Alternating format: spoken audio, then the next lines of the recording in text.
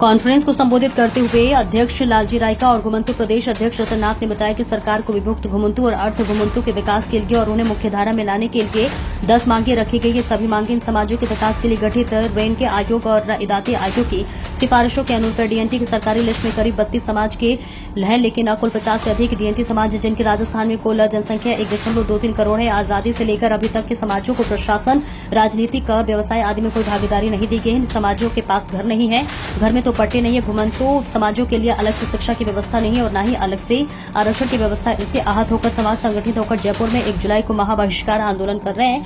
आजादी के बाद पहली बार बाइकआउट शब्द का प्रयोग किया जा रहा है, क्योंकि डीएनटी समाजों की आवश्यकता अनुसार नीतियां नहीं बनाई गई है, लेकिन इसलिए समाज विकास में सबसे निचले पायदान पर है। 4 महीने पहले डीएनटी समाज के प्रतिनिधि इकट्ठा हुए हैं और सरकार के मंत्री मदन दिलावर से मिले और उन्हें समस्याओं से अवगत कराया, लेकिन सरकार का कोई भी जवाब नहीं आया है।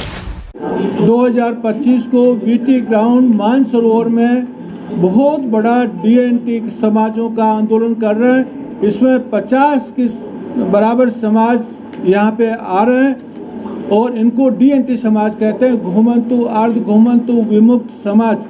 हमारी मांग यह है कि डीएनटी समाज का एक जो स्पेशल नेचर है, वेंडरी कम्युनिटी है, कोई डीनोटिफाइड है, सरकार जो सिस्टम बना रही है वो उनके बिल्कुल अनुकूल नहीं है, इसलिए सरकारी सिस्टम का हम बहिष्कार करते हैं। इसलिए हमने इसका नाम बहिष्कार आंदोलन रखा है। महाबहिष्कार इसलिए नाम दिया है कि पहला आंदोलन हमने 7 जनवरी को हमने पाली में किया, जिसमें 10,000 लोग आए, सरकार ने ध्यान नहीं दिया। फिर हमने जोधपुर में किया 3 फरवरी को, सरकार ने ध्यान नहीं दिया। अभी हम लोग राजधानी में आए, कल आप 1 तारीख को देखेंगे हजारों की संख्या में लोग देश स्टेट के अलग अलग भागों से आ रहे हैं। इस बार हमें सरकार को दिखाना है कि हमें कमज़ोर ना समझे, हम सारे समाजों को संगठित कर रहे हैं। जिस तरह से आपने इन समाजों का एक तरह से शोषण किया है, शोषण इसलिए बोल रहा हूँ, ये समाज हर महीने 600 करोड़ का टैक्स देते हैं। आज़ादी से अब तक 5 लाख करोड़ का टैक्स दे चुके हैं, लेकिन न तो इनकी शिक्षा के ऊपर कोई खर्च किया है। आज उनके पास पट्टे नहीं है, 70% लोगों के पास घर नहीं है, अलग से कोई आरक्षण की व्यवस्था नहीं है। आपको आश्चर्य होगा, इन 50 समाजों में से कोई एक भी आईएएस नहीं है, आईपीएस नहीं है, कोई एक भी हाई कोर्ट का जज नहीं है, कोई एक भी आईएम से पास आउट नहीं है, कोई एक भी आदमी कोई सेना में ब्रिगेडियर नहीं है, कोई एक भी आदमी 100 करोड़ वाला बिजनेसमैन नहीं है। मेरा कहने का मतलब, विकास के हर पायदान में सबसे निचले पायदान में ये सारे समाज आते हैं। लेकिन कांग्रेस गवर्नमेंट ने, बीजेपी गवर्नमेंट ने, दोनों गवर्नमेंट ने इनकी अनदेखी की। रिपोर्ट देने के बाद इन्होंने खुद ने आयोग बैठाया, रेन का आयोग 2005, इदाते आयोग 2016, लेकिन दोनों आयोग ने रिपोर्ट दिया कि इनका अलग से एक सब ग्रुप होना चाहिए। आरक्षण में इनको अलग से एक ग्रुप बना करके आरक्षण दिया जाना चाहिए 10%, क्योंकि इनकी पॉपुलेशन 10% है, लेकिन दोनों सरकारों ने उनको इग्नोर किया।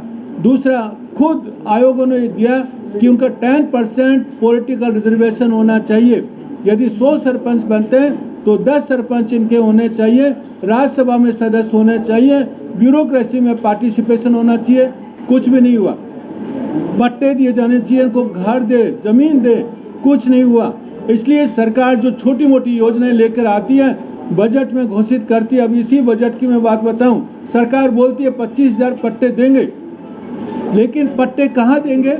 जहाँ पे आबादी क्षेत्र है, आबादी क्षेत्र में वैसे ही पट्टे मिलने वाले हैं, लेकिन ये अधिकतर लोग गैर आबादी क्षेत्र में, गोचर भूमि, वन भूमि में रहते हैं। जयपुर शहर की समस्त मीडिया को बहुत बहुत धन्यवाद है, क्योंकि इस देश का दबा कुचला घुमंतु जाति जो पहले बार इतना बड़ा एक महा आंदोलन कर रहा है, लालजी साहब और हमारे बिशन जी, भाई सोमराज जी और कपूर जी और राजस्थान के तमाम घुमंतु जातियों के लोग, इस बार घुमंतु विमुक्त जो जातियां हैं वो आंदोलन क्यों करना पड़ा और ऐसी नौबत क्यों आई? अभी आपके जो सवाल जवाब हो रहे थे हम लोग सुन रहे थे, और मीडिया एक तीसरा स्तंभ होता है। कई कागजों के अंदर घुमंतु जातियों के लिए लाखों करोड़ों रुपए की घोषणाएं करती है, मगर एक भी घुमंतु बस्ती राजस्थान के अंदर कोई भी सरकार, चाहे वर्तमान की सरकार हो चाहे इनकी पहले की कोई सरकारें हो, कोई भी बता दे इनकी बस्ती में कोई समुदाय भवन बना, इनकी बस्ती में कोई पानी की टूटी लगी, इनकी बस्ती में जो बस्ती चरागाह में है, वन भूमि के अंदर है, सवाचक में उस जमीन की कोई किस्म चेंज होके इन समाज को कोई पट्टा मिला।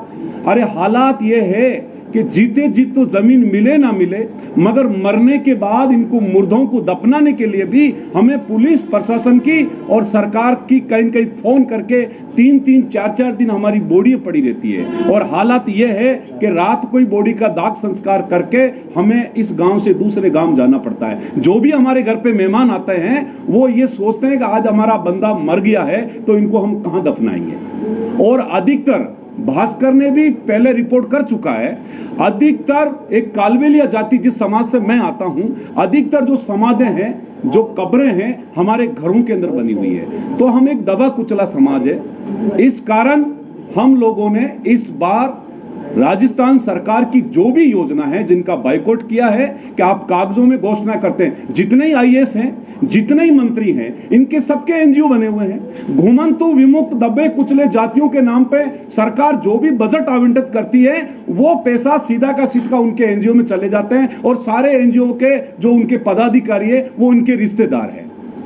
और हम एक एक कभी कभी ऐसा मौका आया तो हम एक एक अधिकारी का, एक एक मंत्री का हम कहेंगे कि घुमंतु जाति की नवजीवन जो योजना है उनका सारा बजट किसके एनजीओ में जा रहा है और वो एनजीओ के लोग ही उसको पूरा डकार जाते हैं। तो इस देश के अंदर सन 19 में ये देश आजाद हुआ और इस देश आजादी के बाद आज भी हम हमारे स्थायीकरण एक पट्टे के लिए एक व्यक्ति 100 बीघो जमीन पे कब्जा कर रहा है और हम केवल एक 30 बाई 35 के प्लॉट के लिए हम लोग संघर्ष कर रहे हैं। ये बहुत बड़ी, और हम लोग तो भाई भारत के स्वतंत्र लोग हैं। हम लोगों ने, हमारे बड़े बुजुर्गों ने गुरिल्ला युद्ध खेला है और ब्रिटिश हुकूमत जैसे लोगों को हम लोगों ने चने चबाए। वो समुदाय, हमको इधर उधर के अयोग्य नहीं, जो बंगाल के और तिब्बत के लोग आते हैं उनके बिजनेस के लिए मार्केट बना दिया जाता है, मगर हमारे लोगों के लिए आज भी किसी सरकारों ने कोई नीति नहीं बनाई। और इस बार हमने खुला खुला कह दिया है कि 1 जुलाई को जो हमारा आंदोलन है ये तरुमरु का नारा है। सरकार को हम दिखा के रहेंगे और हमने कह दिया कि हमारी सभा भी होगी,